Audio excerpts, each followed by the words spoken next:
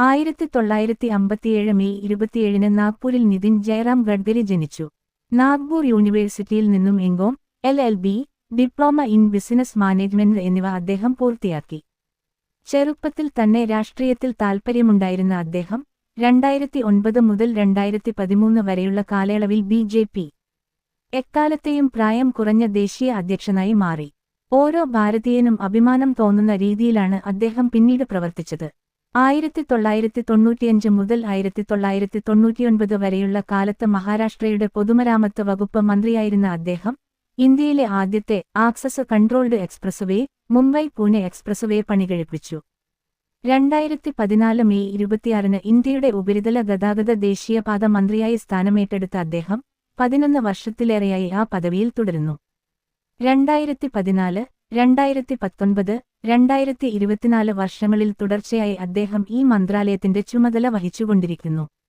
ഇന്ത്യയുടെ ഹൈവേ നെറ്റ്വർക്കിന്റെ കാര്യത്തിൽ 60% വർധനവാണ് ഗഡ്കരിയുടെ കാലത്തുണ്ടായത്. 2014 91,287 കിലോമീറ്റർ മാത്രമായിരുന്ന ഹൈവേ 2023 1,46,415 കിലോമീറ്ററായി വർദ്ധിപ്പിക്കാൻ അദ്ദേഹത്തിന് സാധിച്ചു. ഒരു വിഷണറി ലീഡർ എന്ന് നിസ്സംശയം പറയാൻ പറ്റുന്ന അദ്ദേഹം ഈ കാലയളവിൽ കൈവരിച്ച നേട്ടങ്ങൾ വളരെ വലുതാണ്.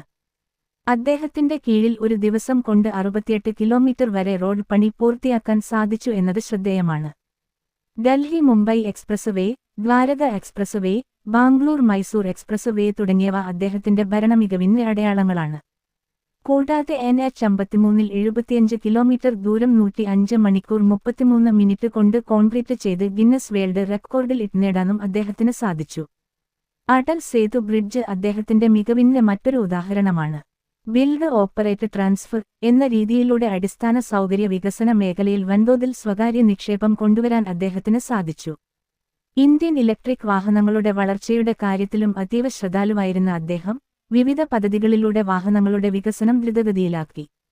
ഗ്രീൻ ഹൈഡ്രജൻ, എത്നോൾ മുതലായ ഇന്ധനങ്ങളുടെ ഉപയോഗം വർദ്ധിപ്പിച്ചത് കാർഷിക മേഖലയ്ക്ക് പോലും ഉണർവ് നൽകുന്നതായിരുന്നു.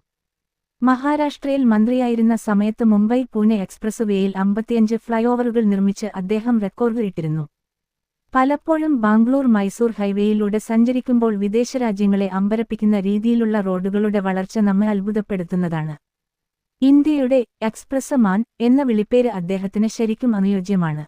നിലവിൽ ആഗോളതലത്തിൽ റോഡ് നെറ്റ്വർക്കിന്റെ കാര്യത്തിൽ അമേരിക്കയ്ക്ക് പിന്നിലായി 2ാം സ്ഥാനത്താണ് ഇന്ത്യ.